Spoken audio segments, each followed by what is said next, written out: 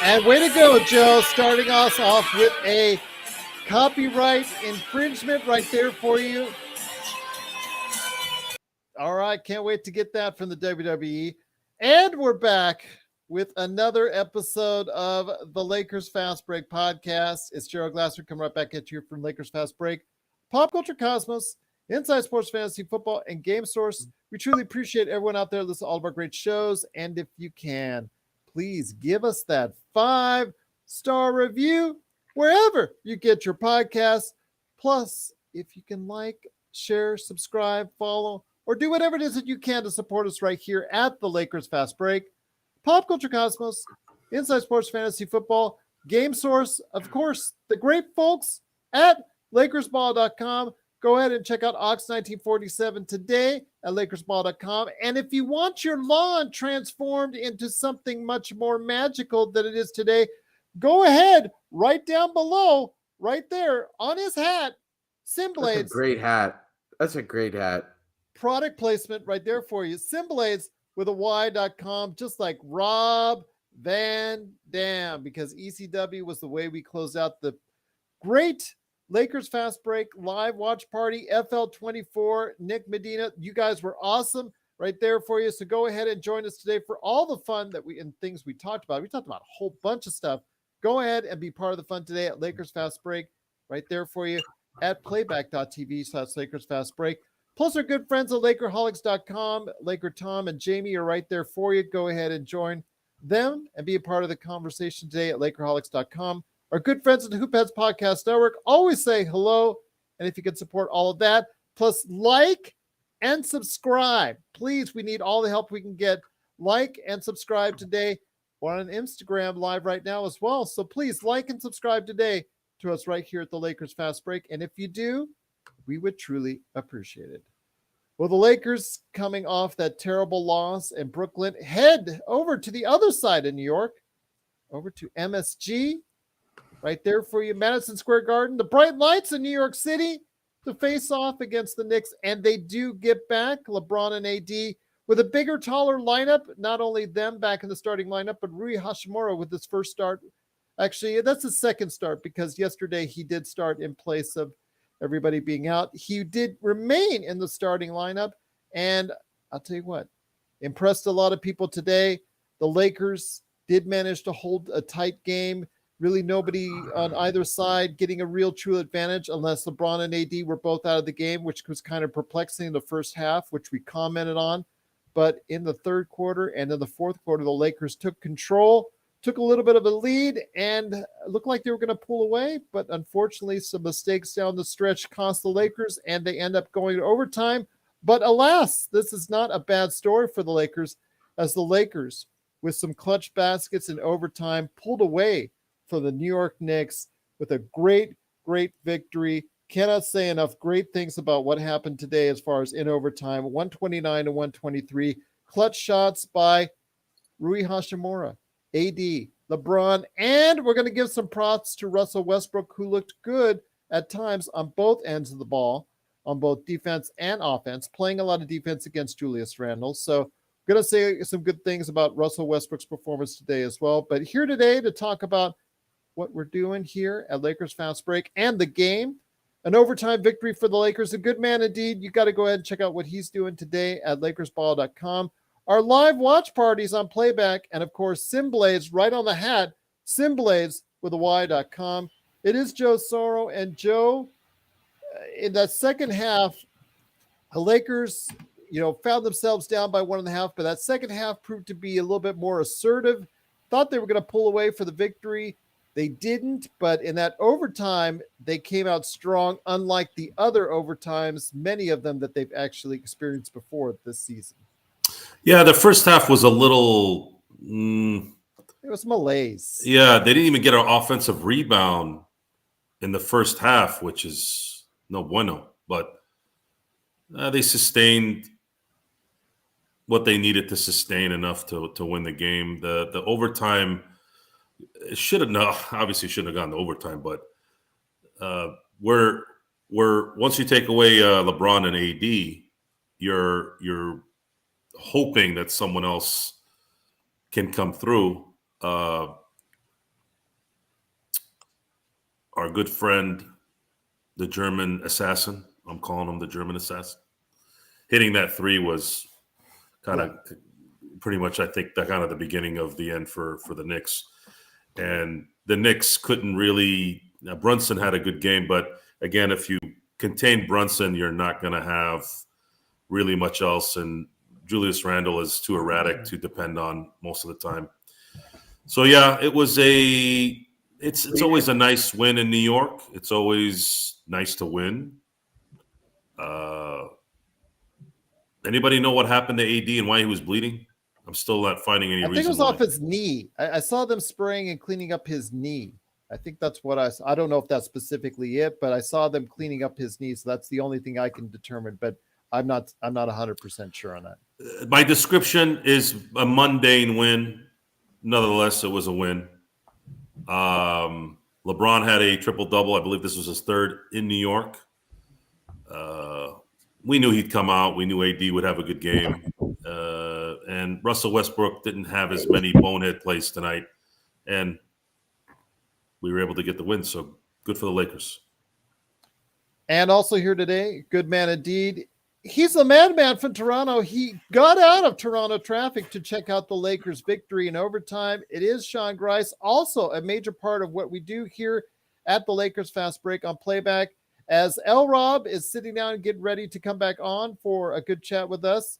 Want to go ahead and mention, Sean, we saw, like we, Joe was talking about that malaise in the first half, not really indicative of what I think that the Lakers could really do when they have all their players together. We're just missing Austin Reeves at this point in time, but we still need some shooters, as Zangerstein has said in the chat very astutely. But right now, it's pretty good, and we can fare off well against any team right now, I think. Yeah, I'd agree, Gerald. It was a heavy dose of points in the paint this game, yeah? I mean, absolutely. Almost 120 points in the paint between the two teams. Yeah, both teams are ugly outside. Yeah, and not only that, in transition too, both teams got less than 10 points in transition tonight. So it was a slog up and down, but that's the kind of game, great. It saves LeBron and AD's legs, so to speak, if they just play in the half court, because they could beat a team like this. I mean, we didn't shoot the three ball well, but they shot it worse. We were 11 of 33. They were 7 of 34. They're brick after brick after brick. You could build a new Brooklyn Bridge with the amount of threes they were missing.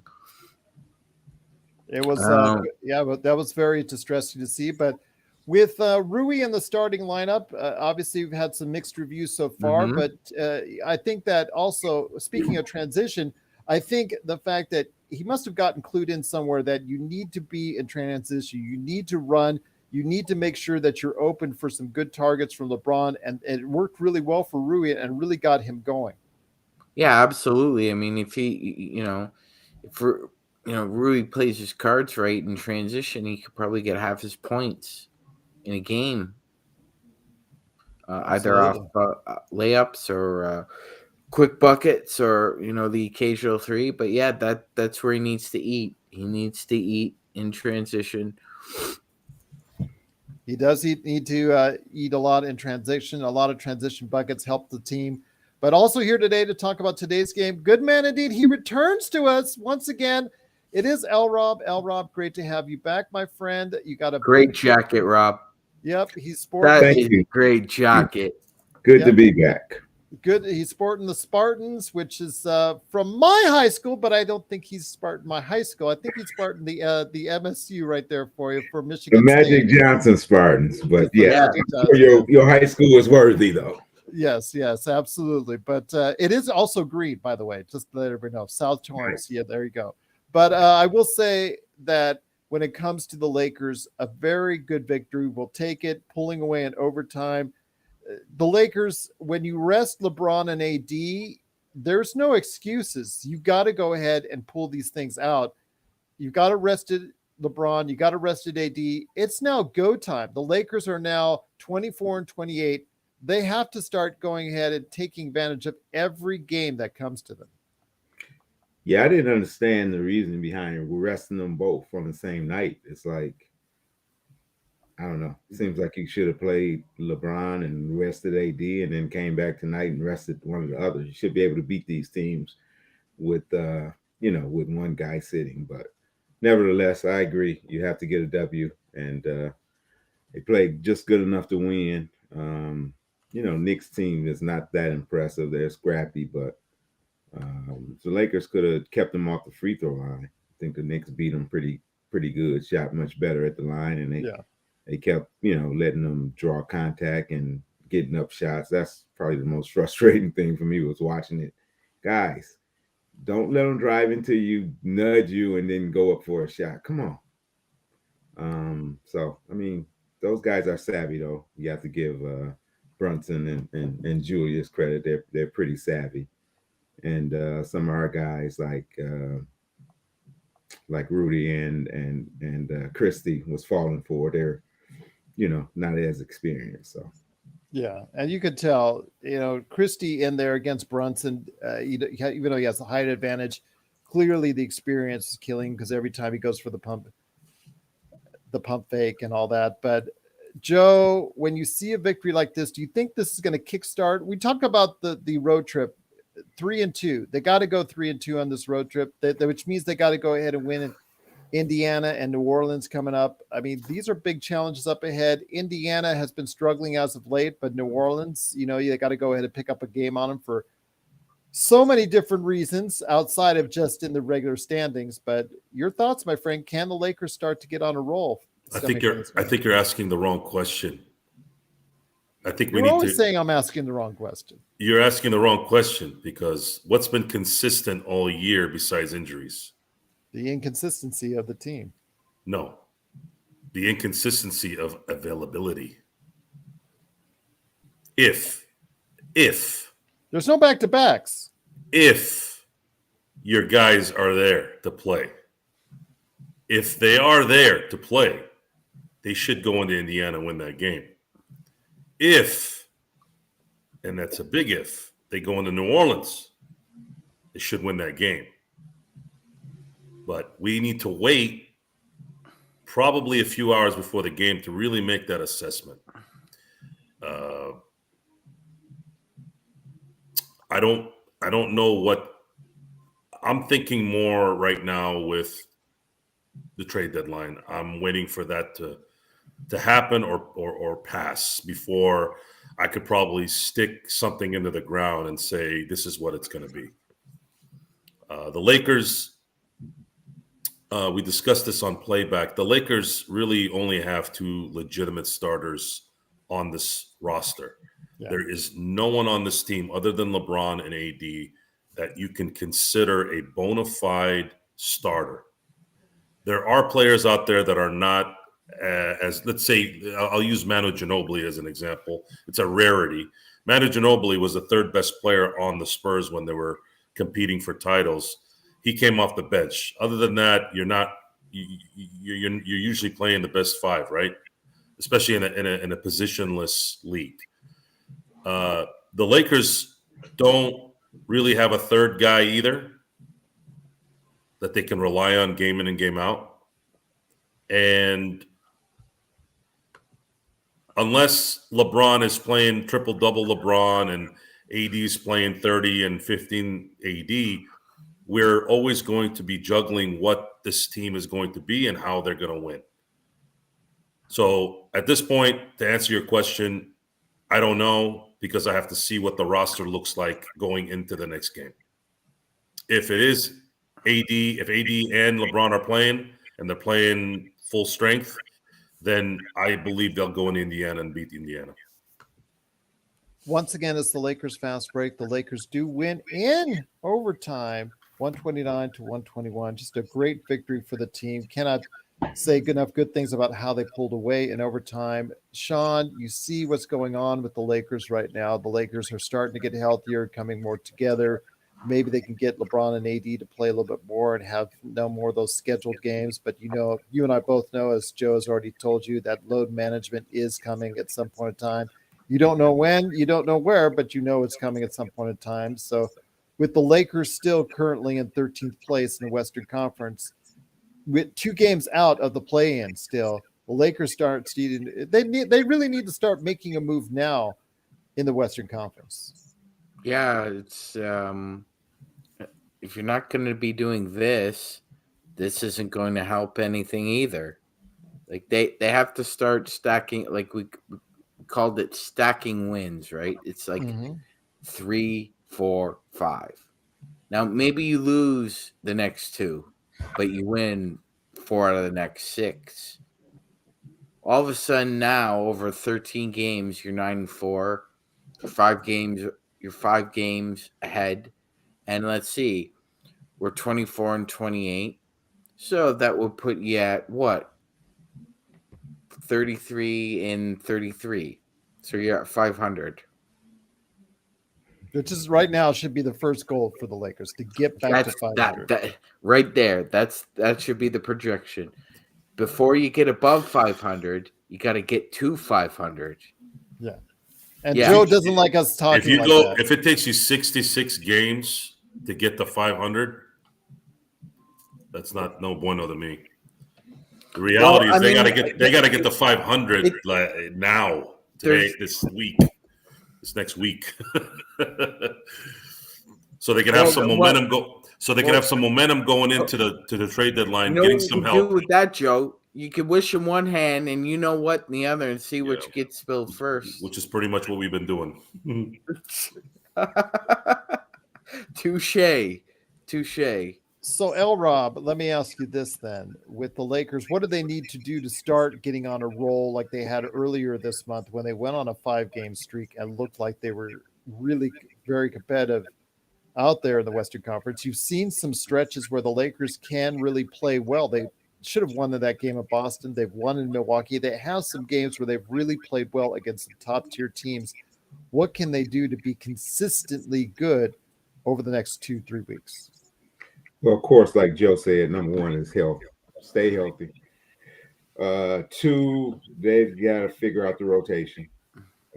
Figure out how to use Hachimura. How to got to get Lonnie Walker rolling again.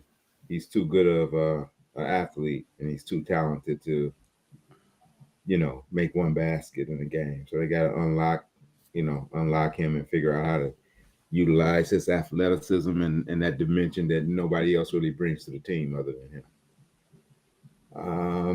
Once they got to get Reeves back. He was an important part of Lakers, kind of getting on a little roll as well. So I just think it's a matter of them getting used to each other. I mean, when you got how many games have these guys played together? You haven't had Thomas, and you didn't have Brian and Dennis at the beginning of the year.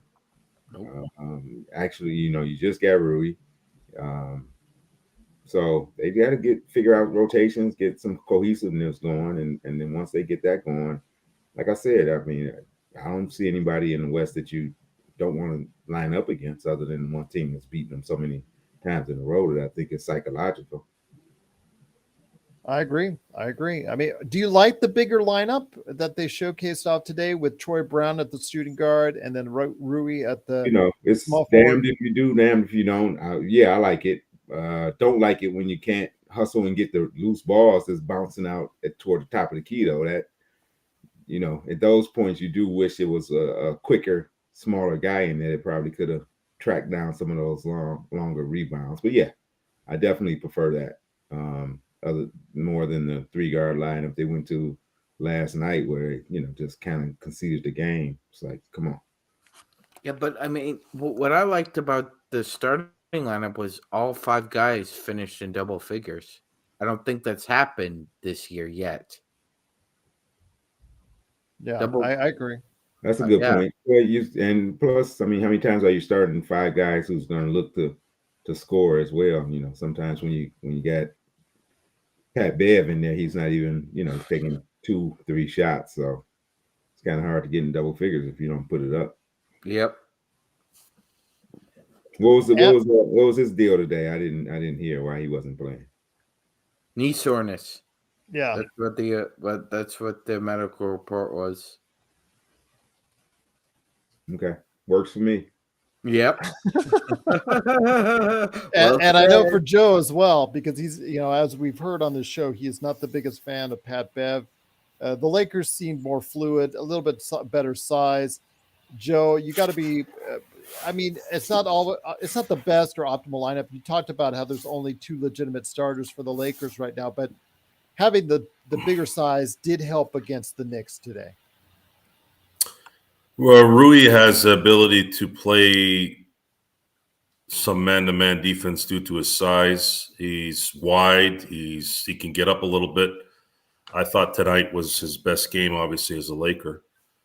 And we knew, at least I did, I knew that was a block. Whether they were going to challenge it or not, I was waiting on it, and luckily they did.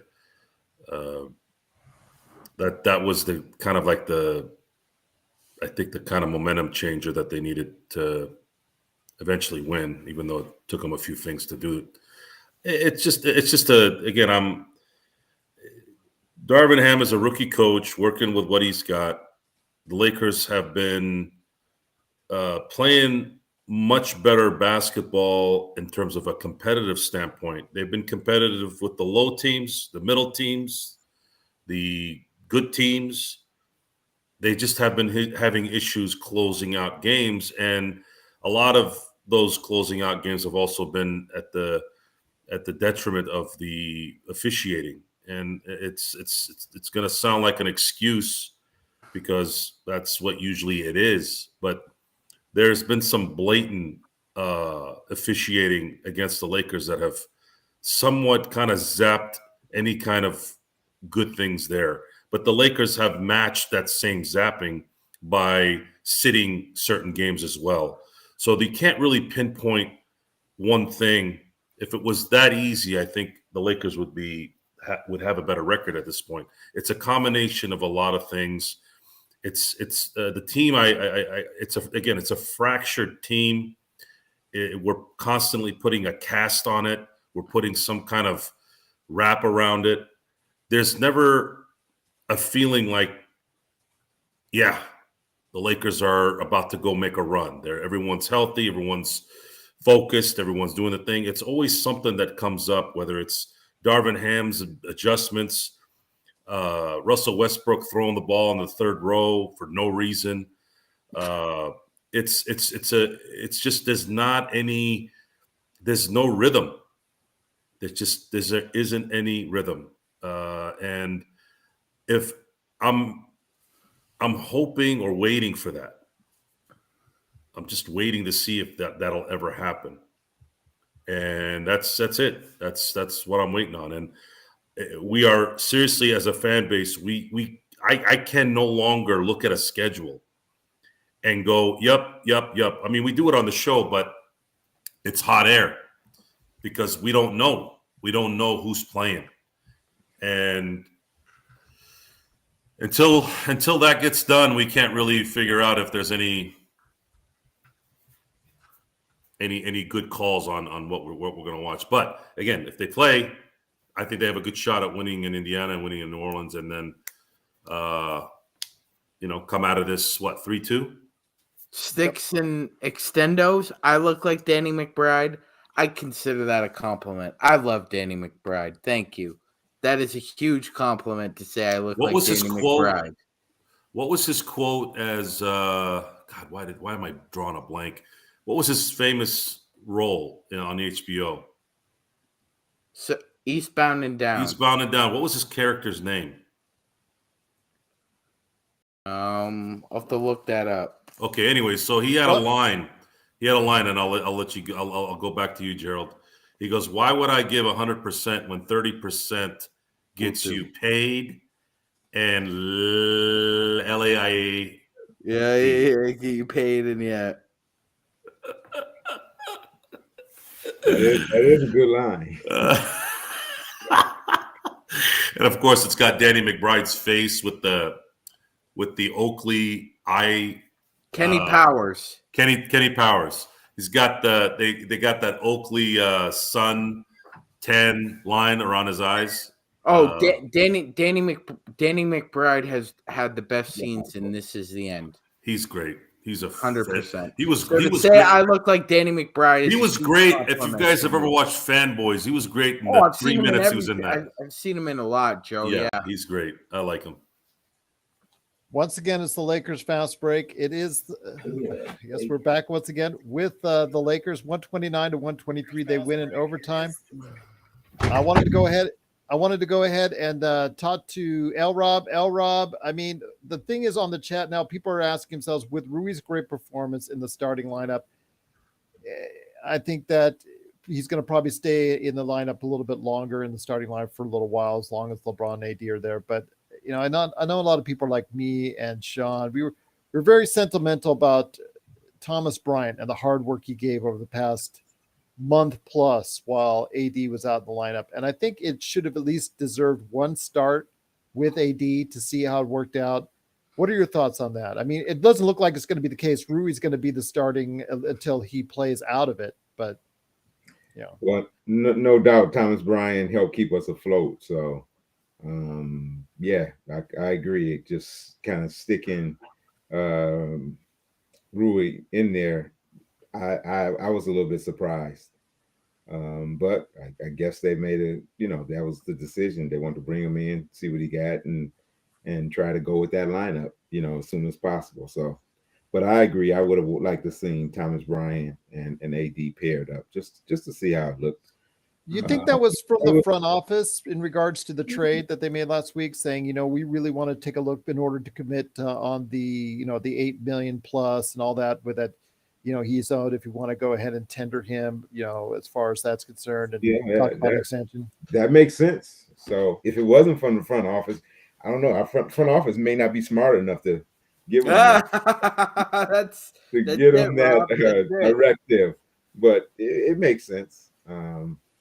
But yeah, defensively with Thomas Bryant, that could have been a challenge with lateral quickness on the perimeter, having two guys you can put in the pick and roll. So it made more sense from that standpoint. But offensively, Thomas Bryant can go in the corner, shoot three pretty good. He hustles, he runs the court, gives you the energy AD doesn't give you at times. So I would have liked to seen it. I would have liked to have seen it as well, but unless Rui plays himself badly, and this is something we've seen with Rui's inconsistency, just even before the trade, 0 points one day, 30 the next. So you never know what you're going to get from Rui as a consistent player. So we could see that down the road, but I know a lot of people are talking still about Wenyen Gabriel getting shut out, another DNP. I think if the Lakers are healthy, unless for some reason the Lakers want to bring him in for a lift of energy, Sean, I really think that the days for Wenyen Gabriel being in the rotation right now are kind of iffy at best. Yeah, Gerald, I would say so. I mean, if I was, if he looks to be the odd man out. Yes, absolutely. If you were, Old West gang and you were robbing a train, you'd likely leave Wenyen behind, just because of the circumstances. It's nothing personal. It's just the way the cookie crumbles, so to speak. But his energy has been so contagious when he's been out there. So that's going to be hard to replace off the bench. But I agree with you, Gerald. I think he is the odd man out.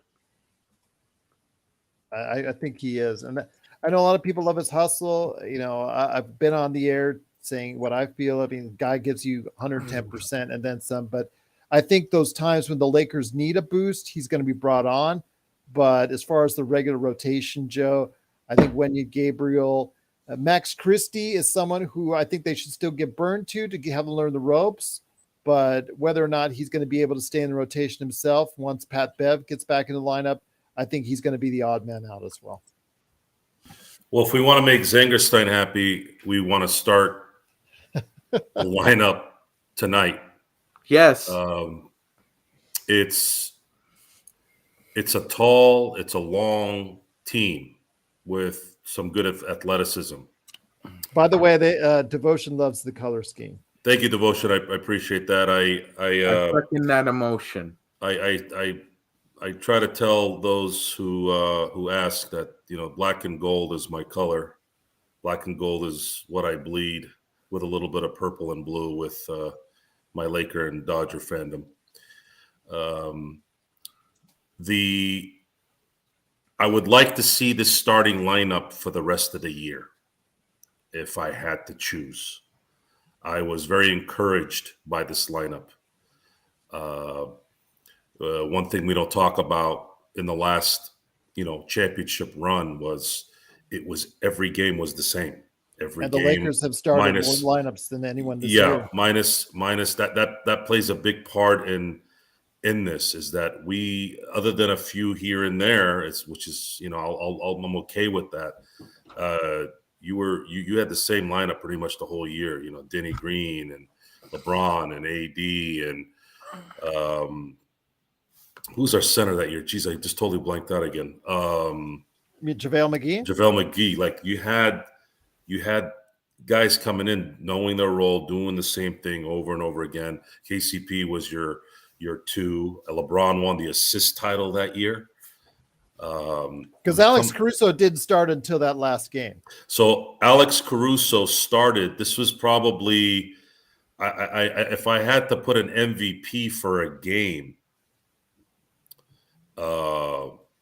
that's not AD, basically, I would have given it to Frank Vogel for that call, for putting Caruso in Game 6, because Caruso, with AD going full Olajuwon, Miami pretty much were done after the first quarter.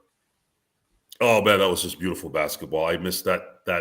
I'll play that game once a month. It's the most perfect basketball, at least on the defensive side, I've ever watched. It was just gorgeous basketball. What was exciting about that basketball was I felt like the Lakers were the team that busted the Steph Curry era with that defense. They busted the 3-point shot, the way they play defense.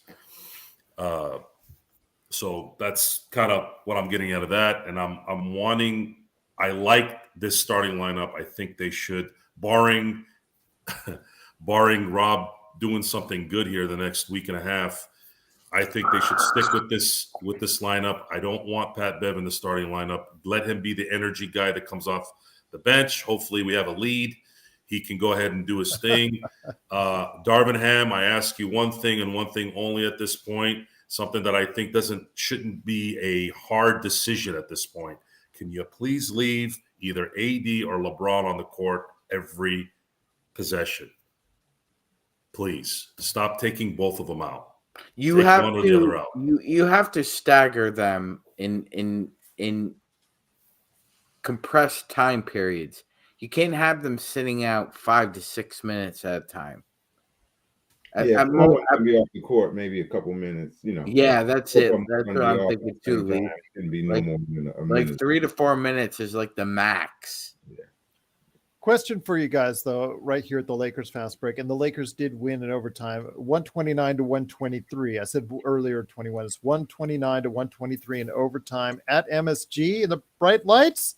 A lot of stars there and all that, but they saw the biggest star of all, LeBron, pass Steve Nash for 4th place on the all-time assists as he heads over to try and pass Kareem on the all-time scoring list. Want to give a big shout out to Joshua Dietz, who's one of our Facebook viewers and listeners, says thanks to the panel, MagicMan, Soro, Gerald. Is Pat Bev getting moved by the trade deadline? I've also got another question coming up from Gotta Be the Shoes. I didn't forget that one.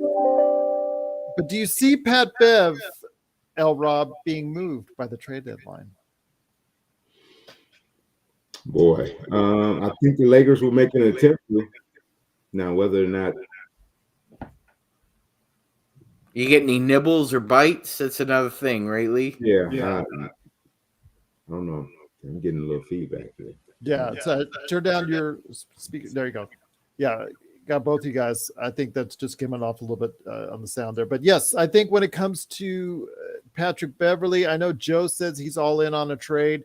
It depends, because that's one of the major trade targets. You're going to have to probably package him and Walker To get something good, LRob, Sean, and Joe, you're probably going to have to package him and Walker. Unless you're going to itself isn't drawing flies. So could you package him and Westbrook on something? That's 60 mil. I'm sure somebody's going to want to get some expiring contracts, but it's again, who do we? It's got to be the team that has something that we really want. So that'll be interesting. Is there 3 players making $20 million a year that we can get in a 3 or 4 team deal? Not in the players we want. Time frame we want. Players people want to give up. I think I'm going to do our Westbrook, our Pat Bev that will be taken back. Yeah, because the key here is who's going to lose the game of chicken if they are playing that. By the way, if these teams are playing, remember there are only 4 teams that are unofficially eliminated from the playoffs. I think it's Houston, Charlotte, Detroit, and San Antonio. 4. So you have 26 other teams that are close to making the play-in or are in the playoffs in terms of standings. So this is the closest that 26 teams have been to a playoff spot in modern NBA history. Yeah, and I would love to ask Adam Silver if this is what he wanted. Is this really what he wanted? I might have to ask him privately. I don't know if he'd tell me this publicly, but I think I'd ask Adam in a respectful way too, because again, I do like Adam Silver, despite the fact that he's kind of dropped a couple levels here since the first 5-6 years of his tenure. But I want to know. He came in swinging. He had to come in swinging. We have no talking. We have no discussions going on. There's a few articles here, a few articles there. There is nothing going on in any trades. And I based off what we saw last year, why would it be any different this year? It sounds and feels the same way. The same way. Everyone feels they got a shot, like they have a shot. So I guess my question is, though, do we think our upside is better with Brown in the starting lineup as opposed to Lonnie Walker? The length is the length is likely why he's playing more as a starter. Lonnie Walker has an inconsistency there. I think if he was a little bit more consistent.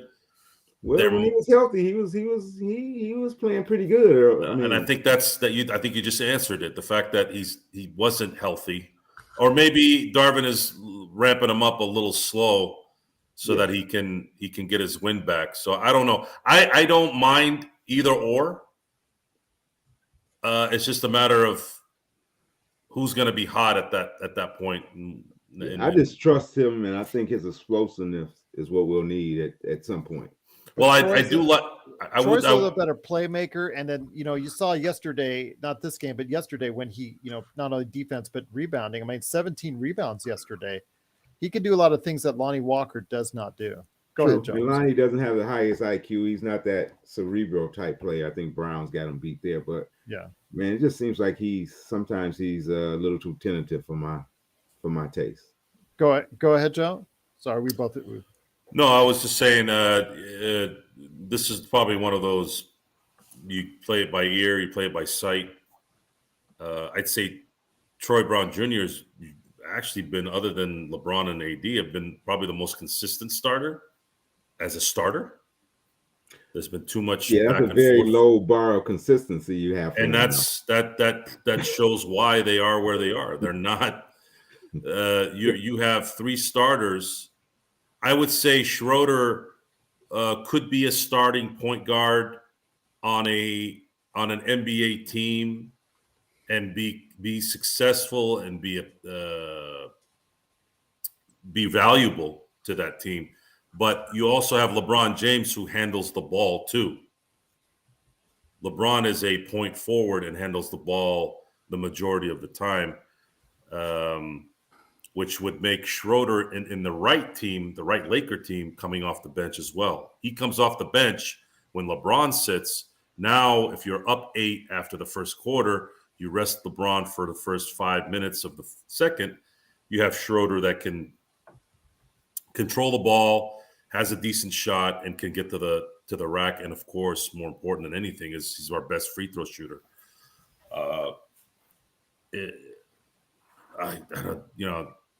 That's kind of where we're at on this. Once again, it's the Lakers fast break. The Lakers do win 129 to 123 in overtime to go to 24 and 28. There's still 2 games out of a play-in 13th place in the Western Conference. Chef Sean, aka Chef MagicMan, who's been referred to several times in the chat, wanting that, I guess, great recipe that you've passed on. It is very good, I must say. Okay, so Chef MagicMan, may I ask you this? Got to be the shoes. Put it in early in the chat, and I said I would get to it. Do you think the Lakers can get to 500 by the All-Star break? And great question by yes, Chef. I gotta answer you. Yes, Chef. Yes, Chef. Well, sir, I will say I have my doubts. I told Got to be. I thought it'd be a few days later. I don't think they'll start stacking wins right now. I think they'll go 3-2, and then possibly. How many games after that do we have before the All-Star break? It's 3. I believe so, but let me check. 7 total games before the All-Star break. So they do have a chance. Okay, so there's a chance. I'll say, you know what? So you're telling me there's a chance? I'll say they go. Yeah. I'll say they go 5-2. I think they're just a game under 500 at that point. I mean, that's pretty good right there. That's pretty good. I'd take that, but still, if they can get to 500, I think that will put them, right there at the play-in. Because I think that's what right now it's going to take right now to be in the play-in is 500 or thereabouts. So you know what, Gerald? I think everything's just so tight now. But like you said, somebody's going to blink here. Somebody's going to blink. Yeah. And it's going to be thunderstruck because the train's coming for somebody. It's just a matter of who's going to get hit by it. One thing people always, as an NBA observer, pay attention to is that there's always a slingshot team in the NBA after the All-Star break. They just come like a rocket out of the 4th of July. It doesn't matter whether it's from the East or the West. There's always that one team that gets hot that no one really wants to see in the first round. Lakers would have to go 6-1 to go above 500 by the All-Star break. But 5-2 to get them to 500. 5-2, they're still one game below 500. I think 5-2 is doable. But they won't be above 500 or at 500. They'll be 29-30. Yeah. Okay. So it'll take you 60 games to get 500. You'll be in the thick of it there. So okay. As bad as it's been up to the 60 games, you still got 22 to settle this. Could be. Well, Gerald, we'd be remiss if we didn't hand out flowers tonight because we kind of do. Russell Westbrook, come on down. Really good game tonight. 17 points, 8 assists, 1 turnover. Of the 6 shots we made in overtime, Russ either made or assisted on 4 of them. So that's a really positive check mark in Russ's efficiency. Russ played well today. Okay, let's put that out there. He did have a good he did have a good game, LRob. I really like the fact he played good defense on Julius Randle today. 2 swipes and just played really good, solid man-to-man defense. Something we haven't seen too much from Russ in the 2 years now or 2 seasons now with that. I mean, are you encouraged by his play? You see him climbing up the assist chart as well on the all-time list. Do you see him continuing this kind of success, or just still is it going to be a roller coaster ride when it comes to Russell Westbrook? The Ohio player said it best. Love roller coaster. Ah, Yeah, it's gonna be a roller coaster, but like I said last time, Russ brings us something nobody else does. So I know it's a lot of people want to see him move, and if he moves, we're gonna miss some of that that energy and some of that playmaking. More importantly, we don't have anybody else who can set guys up other than LeBron. Schroeder's not the playmaker. There's nobody else that is a playmaker like him. So if we give him up and we get some shooting, we'll that'll give us more spacing and that'll help in that area. But we won't have another dynamic playmaker. So yeah, it's a tough call. Darvin Ham that's probably been the best thing he's done is get Russ to accept his role off the bench, sit him some 4 quarters. Russ doesn't seem to sulk. So he's managed, and best coaches, that's what it is, managing egos and personalities, and he's done a very, very good job with that. So do we agree with LRob? I like Russ, Yeah. so I'm a little biased toward him, and I root for him. But yeah, he does he's costed us some games with the crazy plays he makes and trying to do too much. I agree I agree with you, LRob. That energy does come at a cost. I never was happy with the trade from day one. I thought it was a terrible trade from day one. I will still say that to the day I die. But like you said, it's a roller coaster in the game. It's a roller coaster. There are times when you think, what is he thinking? What is he doing? Why is he making that pass? Why is he, doing the things that he's doing? Why is he taking that crazy shot? But then you see some aspects of Russell Westbrook's hustle and energy that make you want to say, okay, not too many players still have what he has. So I ask you guys, do you agree with LRob that Westbrook's energy comes at a major cost? well, something, Gerald. Whenever you see a Russell Westbrook possession, it always reminds me of that John Starks quote from the 30 for 30 Miller time, where they can't believe that Reggie Miller scored 9 points in 8 seconds, that he looks at the camera and he said, "Did this dude just do this?" And you get that feeling with Russell Westbrook. It's either good or bad. Like in John's case, he couldn't believe what he was watching in a bad way.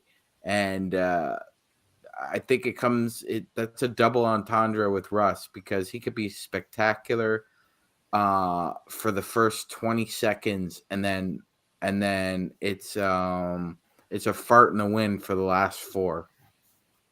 But also during the course of the game, some things just scratch your head, and some things just say, hey, that's an incredible play. Joe, when it comes to Westbrook, Lakers have to make some tough choices. Can they realistically still trade him? A lot of our chat says no. The odds are looking long that we're going to be able to move his contract anyways. It's something that I think we have to consider, that now that Westbrook is here to stay. Got to be the shoes. Your inner mind had it correctly the first time. That happens a lot.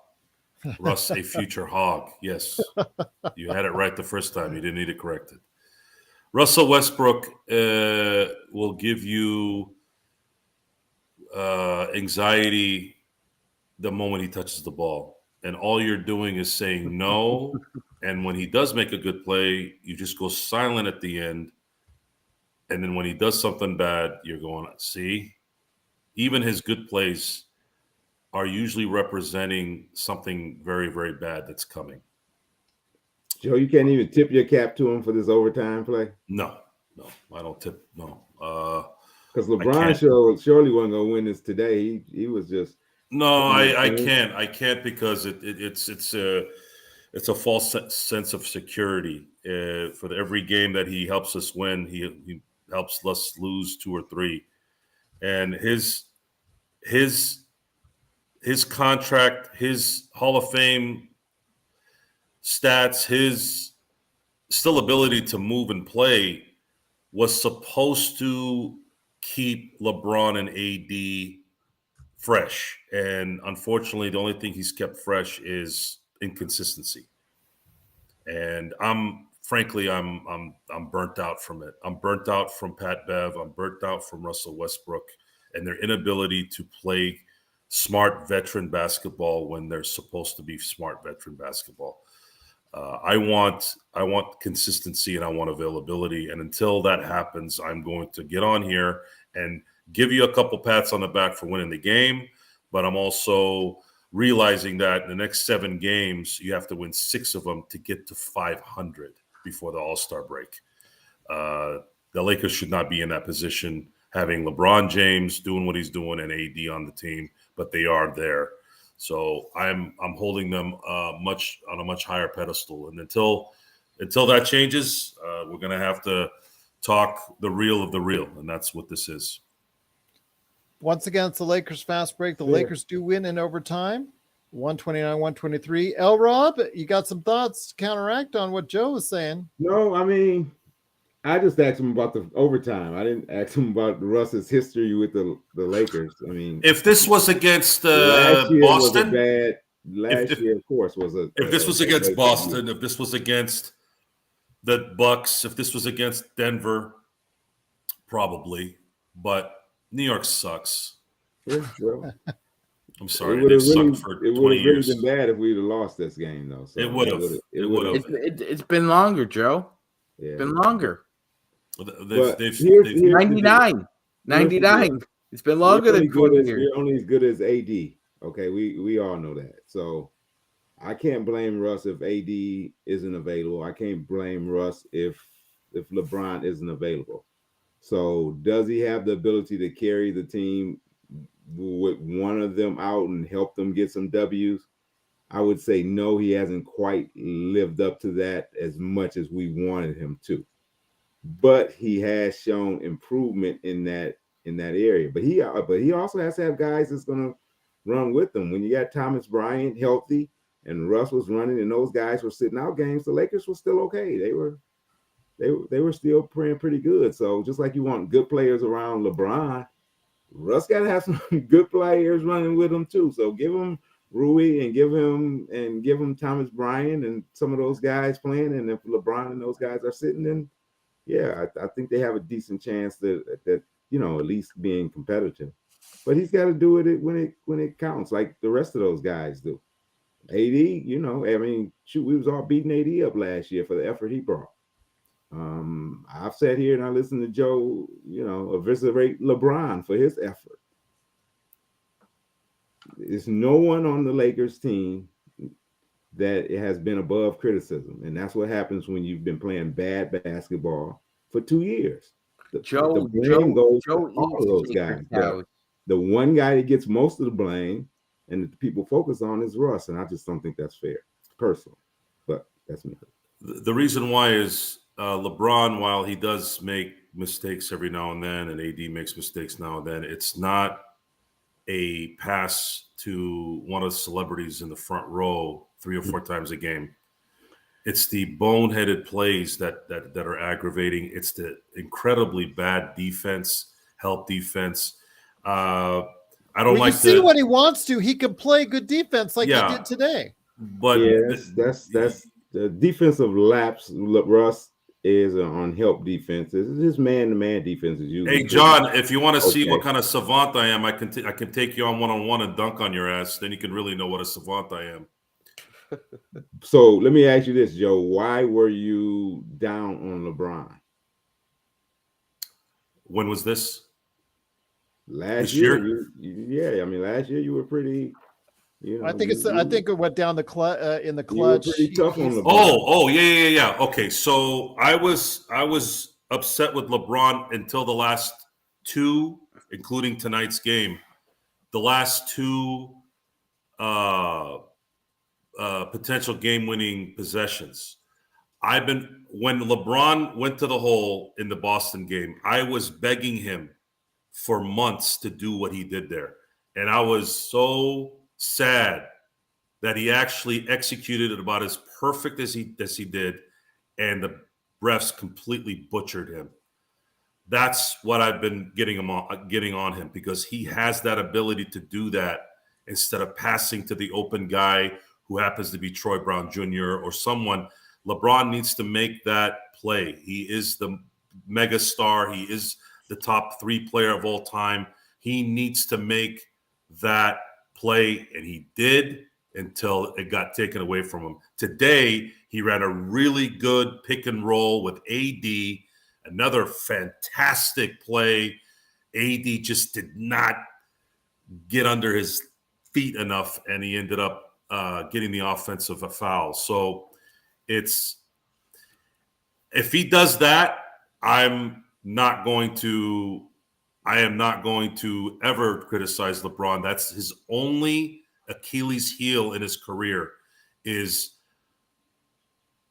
hanging on the I'm going to make the right play. LeBron, I don't care about the right play. I care about a 6'8" freight train who can control the ball that you can, like you can, to get to the basket. If you're wondering why LeBron James' field goal percentage has been high all 20 years in his career, is because he can get to the basket, and he still can get there. And I think it's an advantage that he has not taken advantage of enough in his career.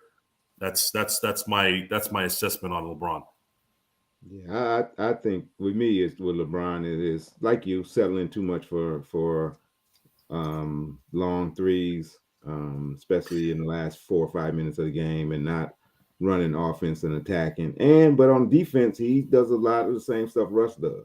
Well, I've never gone on. So a lot of people he relaxes, he loses his man, he doesn't bring the intensity as much either. I have not noticed enough of LeBron's bad defense this year. I have not noticed that. He might not be playing 2013 defense, which that's not realistic. Right, yeah. But he's only had one issue with me on the basketball court, and that's that last play. I want him to get to the basket, and it just sucks that the last 2 times he made the perfect play, we weren't able to finish it because, one, the officiating was blind, and then, of course, AD couldn't recognize that he was, he couldn't recognize that he didn't have enough space to go forward, and ended up getting the call. But I'm hoping that this is what we see from now on, because we're not going to stop watching last second shots to win games here. It's been happening all year. Well, what was impressive about him tonight was he did all his work in the second half, and he got a triple-double. Wait a minute, Joe. Hold on. Let me finish this, and then you can finish. I want to talk. We talked about that. The greats. I remember Michael Jordan he wouldn't do anything the first quarter. He'd let his team kind of get in the flow, and then he'd do his thing in the second quarter, and then, of course, in the second half. So that is a good strategy for a guy, especially who's been playing 20 years. I don't get down on LeBron for not being aggressive in the first quarter. It's not he should be able to get his guys involved. That's part of his game, right? And then once the end comes, he has enough energy and obviously the talent to go ahead and finish things off. Rob, any thoughts on that? Or no, I agree. LeBron should be able to, that's why you need other guys that relinquish some of your duties. In overtime, he pretty much, gave it to Russ. I mean, like, hey, you know what? I really don't think I got it going. You doing a better job. Go ahead and you attack, and I'll kind of play off the ball. So he's deferring more, which he has to do. But LeBron has been great. So I'm not criticizing this play, especially not the last, 20 games, 30 games or whenever. Earlier in the year, it was a little slow. But he's been playing as well as you can, expect. He's been given everything. As a leader, though, I think they will feed off of his defensive intensity. So the games where he doesn't really have it, then, it trickles down. The criticism with AD was he didn't bring the energy. So, once he brings the energy and plays like he's played, then that's great. But I guess that was my bigger overall point is that, criticize guys who not doing what they should be doing as well, Once again, it's the Lakers Fast Break. LRob is here. Sean, the Magic Man. Grice is here. Joe's here. Before we head on out, I wanted to ask you guys, Jim Howe on this show has asked about Russell Westbrook and if he's traded. Do you need to trade the 47 for 47 as far as dollar for dollar? The Lakers are over the cap and can, I guess, if you were proportionally do a trade, but I think if you're in the mindset, if you're going to trade $47 million or $60 million or $66 million, if you package all the trade, I guess the contracts that will come up at the end of the season, you could trade up to $66 million. You should try and get a list of players back or a superstar in return that's really going to help your team. I mean, Sean, let me ask you this. Can you return it proportionally? If you trade Westbrook, because I still think the team should trade Westbrook. I'm going to be on record that I'm going to stay on the record on that. If you don't have to trade the dollar for dollar amount, because I know Jim Howe was asking that earlier. Yeah, no, not technically, Gerald. You don't have to. No, it takes some shifty accounting there, but yeah, no, you don't necessarily have to. It's not a dollar for dollar situation. Well, I mean, but the thing is, Joe, do you think that they should trade Westbrook at this point? Yes. Again, I'm on the fence. Yes. Yes, but the I think the issue is two things. Number one, I don't think they want to trade the picks, and the other is I don't know who's okay. Actually, there's three.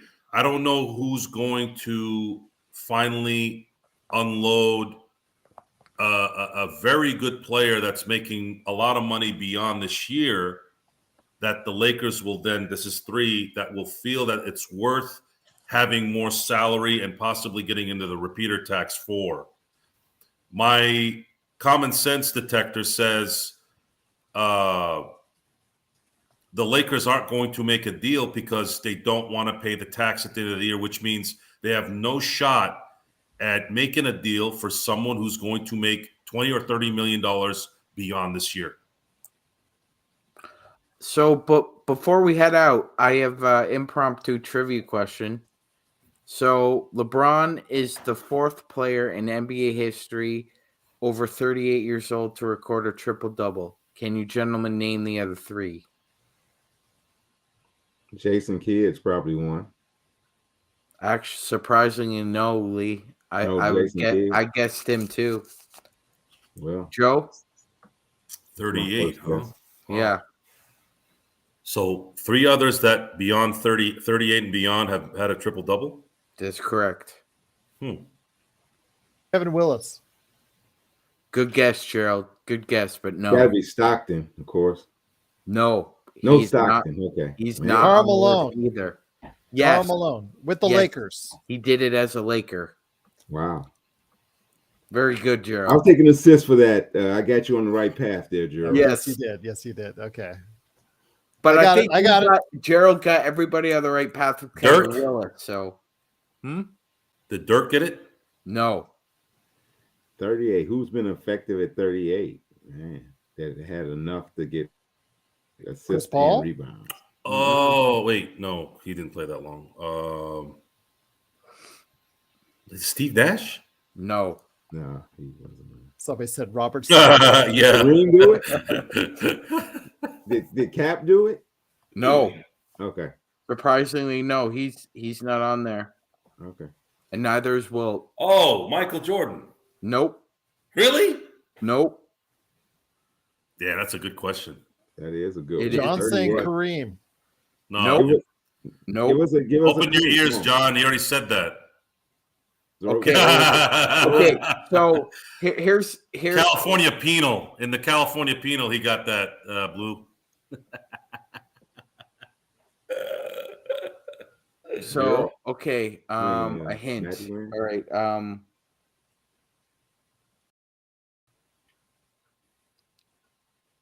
He had the best 18-foot bank shot in NBA history. The best 18. Oh, Tim Duncan. Yes. Tim Duncan, okay. How the hell did I not remember Tim Duncan? Tim Duncan, yeah. Yeah, he was longer than two. So Tim Duncan. See, it's really good. It's really good. It's Tim expert Duncan. level, this question. So it's one more? There's one more, Lee. Yes, sir. We're playing Lakers trivia before Lakers trivia. This is awesome.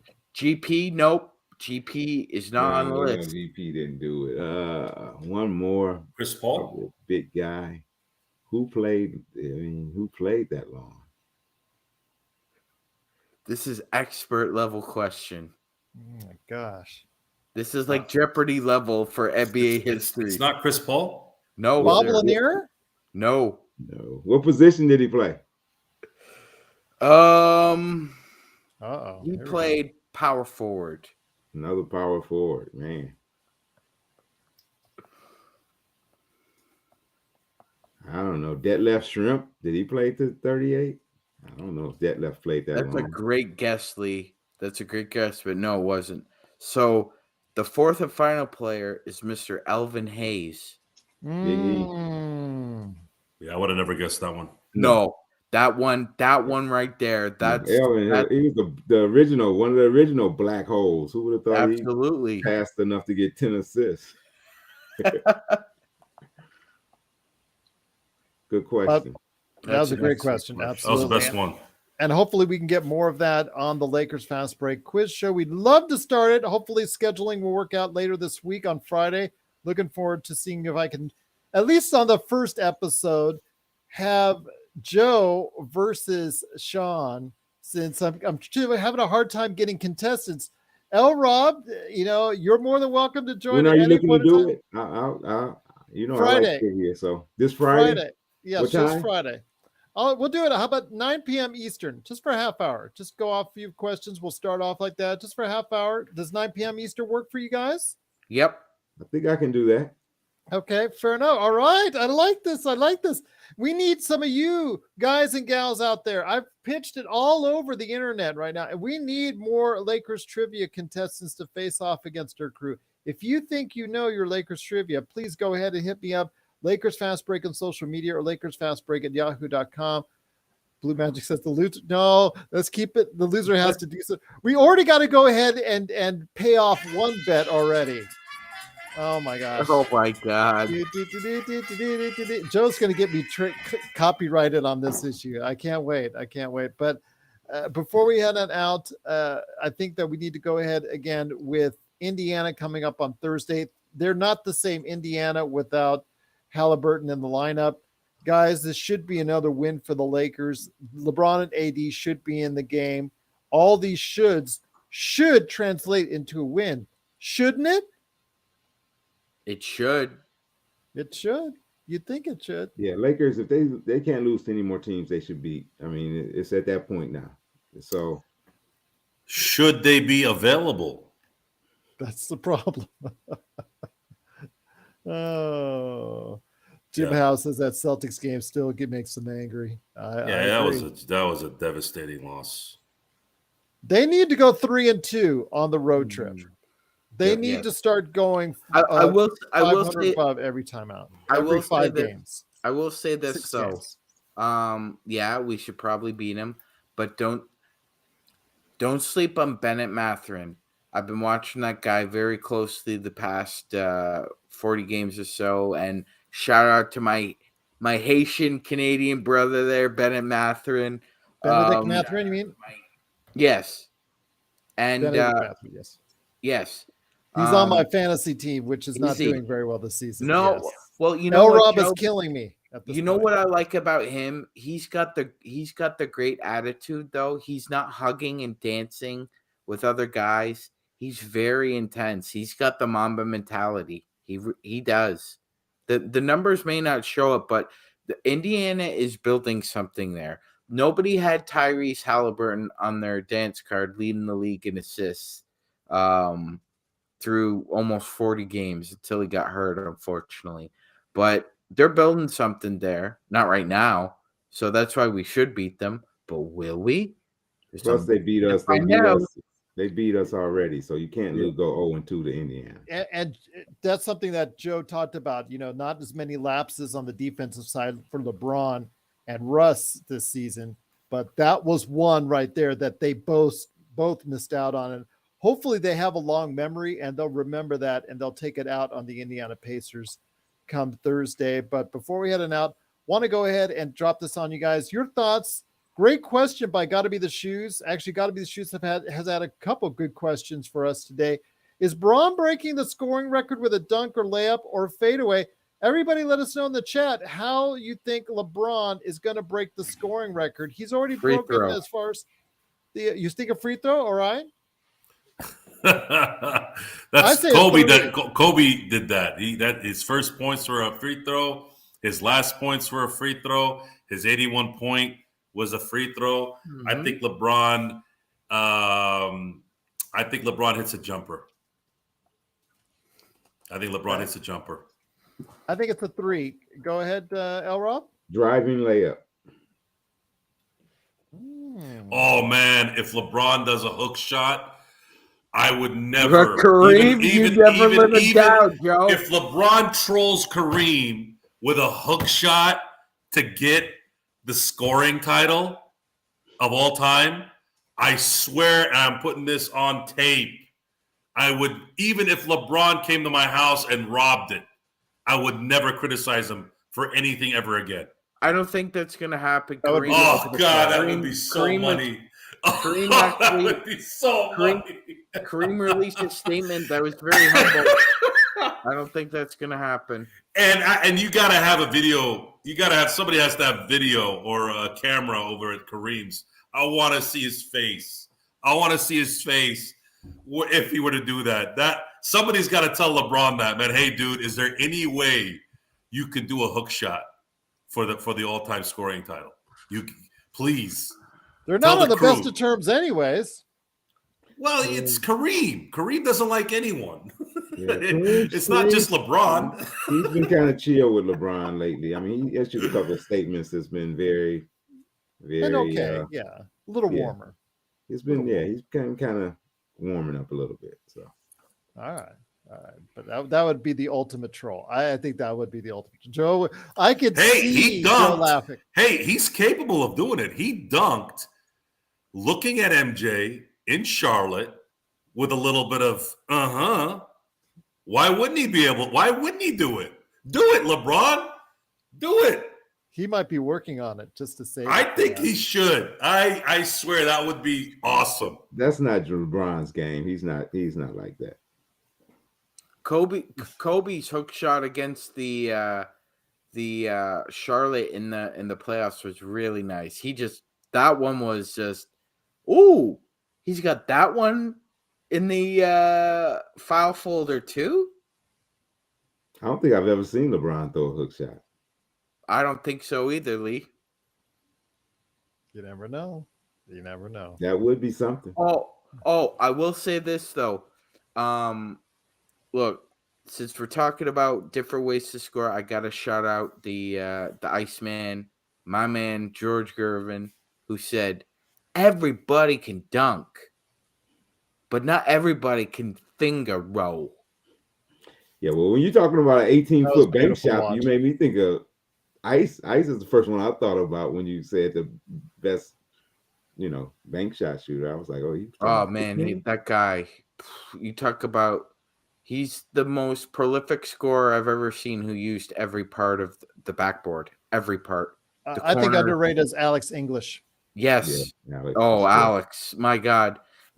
James Worthy said that Alex English was the first guy who ever busted his ass in the NBA. Got to be the shoes that's provided. He wasn't by himself. Alex gave it to a lot of people. Oh, yeah. That's provided if Alex had played in New York or LA, he would have been the rings even bigger than when him and Kiki played together. That was a show. Well, Got to be the shoe says LeBron, provided he doesn't sit out in the games. For $75K? That he's projected to break it in OKC. So we'll see if that's the case, and that's going to be the projected there. So we'll see what happens. But once again, for today, LeBron. Great performance. AD, very good as well. Rui with a clutch performance in the starting lineup now, probably for a little while at least. Right now with a good performance. Dennis Schroeder with some good shots. And, of course, Russell Westbrook coming off the bench for some solid two-way play. And the Lakers do get the victory in overtime, 129-123. if I can convince these guys to come back tomorrow for NBA observations to talk about who might now be their choice for the MVP. Don't say it now, guys. Please, let's go into depth on hopefully tomorrow if you guys have a chance. Love to hear your thoughts on that with Joel Embiid really playing like a star these days. So we'll see about our thoughts on that, plus thoughts on the Western Conference and where the Lakers can go ahead and turn to for a trade. That'll come up hopefully for tomorrow. Thursday, it is playback.tv/Lakers Fast Break. Please join us. We had a great conversation today. And thanks so much again to Nick, Forever Lakers 24, Devotion. Lifted said he was in the chat looking for for what we talked about, Sean. There's another individual wanting to pay some real money for that. Yeah, you know what, Gerald? If we pop, then I'm gonna ask you for it, and we'll conduct business. That's all you, my friend. That's all you. So absolutely. I got to be the shoes says peace. Good night, gents. Thanks so much again for everybody watching and listening. Big shout out to John McCallion. Go ahead and check out his channel today. Like and subscribe if you get a chance. Shout out to John. Joe's favorite indeed. But want to go ahead and give a big shout out to Jim. Got to be the shoes. Jeff Zangerstein. Petting my cat. No hashtag team replay tonight. He's here for real. Also as well, Eduardo, Hassan. So many great names. Danny. Salami, just so many great names. Gary A. I think Jeff has the best name. His name is Jeff Schwager. Got that swag. There you go. Adam in the chat as well. Schwager. Joshua Dietz, our Facebook super fan. Some really great names in the chat, and as the best Lakers chat room that's out there. We are just so happy and thankful and blessed that you're a part of what we do here. Please go ahead and like and subscribe if you haven't already. We need all the help we can get, but truly appreciate it. So hopefully you'll get a chance to check us out tomorrow, but definitely on Thursday. Looking forward to it. Another great game, hopefully against the Indiana Pacers. We'll find out if they can start a new winning streak right here at the Lakers Fast Break Podcast.